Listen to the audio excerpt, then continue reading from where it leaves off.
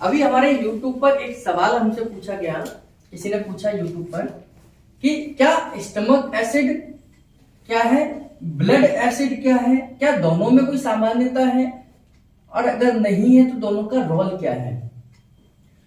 तो blood acid क्या है, ये ब्लड के एसिड यानी कि ब्लड के पीएच की वैल्यू के बारे में बात कर रहे हैं, है ना। ब्लड का पीएच कितना होता है, ब्लड के पीएच हमारा जो होता है वो 7.15 से लेकर 7.45 के बीच में होता है। ये ब्लड का पीएच वैल्यू है।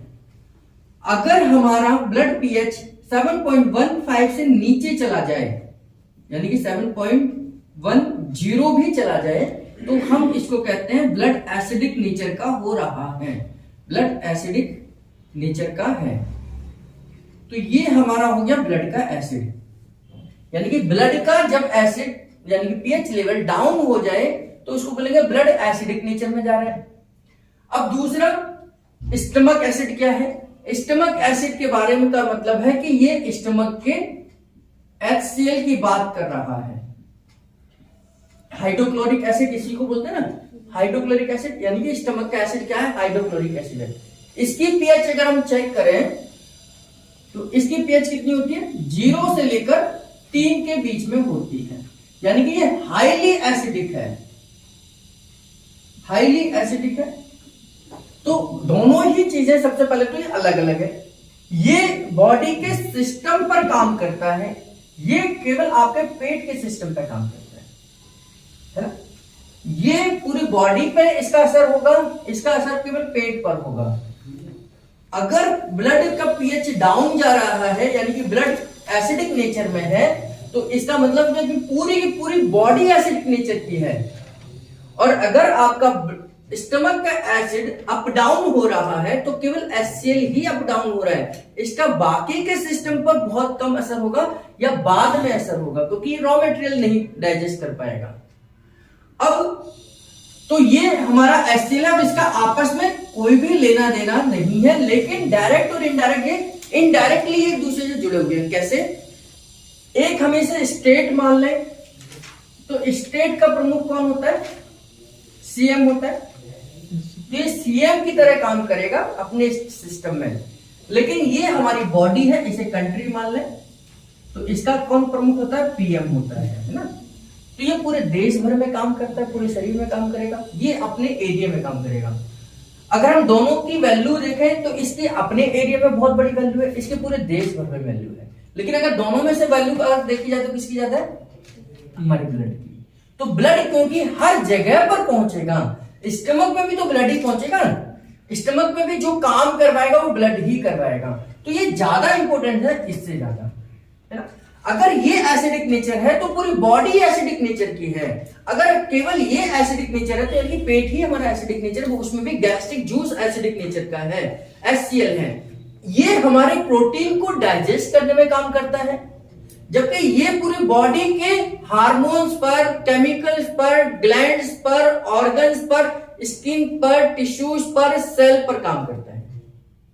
अगर ये एसिडिक नेचर तो यानी कि हर सेल को एसिडिक ब्लड मिल रहा है, तो इसकी वजह से सारा के सारे शरीर का सिस्टम गड़बड़ हो सकता है। अब दोनों में रिलेशन क्या है, रिलेशन ये है कि जब ये एसिडिक नेचर का है तो हमारे डाइजेस्टिव सिस्टम को भी एसिडिक नेचर का ब्लड मिलेगा, और हमारे सिस्टम के अंदर जितने भी फंक्शंस होंगे वो एसिडिक नेचर वाले बनेंगे। और एसिड में क्या है, हमारे ऑर्गन्स, हमारी मसल्स, हमारे टिश्यूज लूज हो जाते हैं, लूज हो जाते हैं। तो इस ब्लड के एसिड की वजह से हमारी इंटेस्टाइन लूज हो सकती है, लूज हो सकती है। तो हमारे को हर्निया की जो समस्या है वो एसिडिक नेचर के ब्लड की वजह से आती है। हालांकि वो डाइजेस्टिव सिस्टम की समस्या है, लेकिन इस एसिड का उस हर्निया पर कोई रोल नहीं है, लेकिन इस एसिड का हर्निया पर रोल है, यानी कि ये डाइजेस्टिव सिस्टम को भी अफेक्ट कर सकता है। ये बॉडी को अफेक्ट नहीं करेगा। ऐसे नहीं कि पेट में एसिड हो रहा है तो आपके पूरे कोई सिस्टम गड़बड़ होगा, लंग्स खराब हो जाएगा उसकी वजह से, आपकी किडनी खराब हो जाएगी, नहीं। अगर पेट में ही एसिड है तो पेट को ही अल्सर होगा, बाकी कहीं अल्सर नहीं होगा। ज्यादा से ज्यादा आपका ड्यूडेनम में अल्सर हो सकता है, क्योंकि वो ड्यूडेनम तक आ सकता है। लेकिन इसकी वजह से पूरा डाइजेस्टिव सिस्टम भी दिक्कत हो सकती है, आपका लिवर भी डिफेक्ट हो सकता है, गॉल ब्लैडर में भी इफेक्ट आ सकता है, आपके पूरे डाइजेस्टिव सिस्टम को लूज कर सकता है। यहां से बनने वाले हार्मोन्स को, एंजाइम्स को भी सिक्रीशन में दिक्कत आ सकती है, क्योंकि आपके जो भी हार्मोन सिक्रेटिन है, सीसीके है, या आपके अमाइलेज है, लाइपेज है, ट्रिप्सिन है, ये सब कहां से निकलेंगे? ऑर्गन से निकलेंगे। और ऑर्गन्स कब काम करेंगे? जब ब्लड का पीएच ठीक होगा। ब्लड का पीएच ठीक होगा और ब्लड का पीएच हमारा एसिडिक नेचर में जा चुका है, तो ये बाकी ऑर्गन्स को भी दिक्कत कर सकता है, ये बाकी दिक्कत हो सकती है। और जो हमारा HCl खुद बन रहा है, ये भी इनप्रॉपर बनने लग जाएगा जब ब्लड का पीएच गड़बड़ होगा। मेरी बात समझे? तो ब्लड के पीएच से हमारे स्टमक का पीएच गड़बड़ हो सकता है, ब्लड के पीएच से हमारा HCl इनप्रॉपर हो सकता है, क्योंकि वहां पर हिस्टामाइन, गैस्ट्रिन और एसिटिलकोलिन जो निकलने वाले हैं, ये भी तो किसी ना किसी ग्लैंड से निकलेंगे, ये भी ना किसी ऑर्गन से निकलेंगे, तो इनके फॉर्मेशन में भी दिक्कत आ सकती है। लेकिन पेट के एसिड से ब्लड के एसिड में कोई फर्क नहीं आने वाला। ब्लड का एसिड तब बढ़ता है जब हमारा बॉडी के अंदर एसिडिक नेचर हो जाता है, जब हम जो कुछ भी खाते हैं या कम पानी पीते हैं, या टॉक्सिन्स हमारी बॉडी में इकट्ठे होने लग जाते हैं, या हमारी लेफ्ट किडनी एसिड को फिल्टर नहीं कर पाती है, तब ब्लड में एसिड का लेवल बढ़ेगा, हमारी एसिड नहीं बढ़ेगा। यानी कि पेट में एसिड बढ़ रहा है तो हमारा ब्लड में एसिड बढ़ेगा, ऐसा नहीं है, है ना? अगर हमारे पेट में एसिड बढ़ रहा है तो ब्लड के एसिड पे कोई रोल नहीं है, लेकिन ब्लड में एसिड बढ़ रहा है तो हमारे पेट का एसिड डिस्टर्ब हो सकता है ना?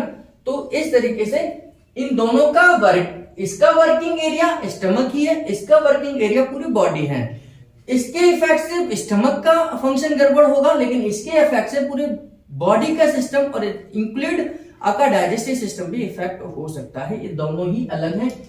स्टमक के एसिड का मतलब है HCl यानी कि हाइड्रोक्लोरिक एसिड, जिसकी पीएच वैल्यू 0 से 3 होनी चाहिए, जो हमारे नॉर्मल है।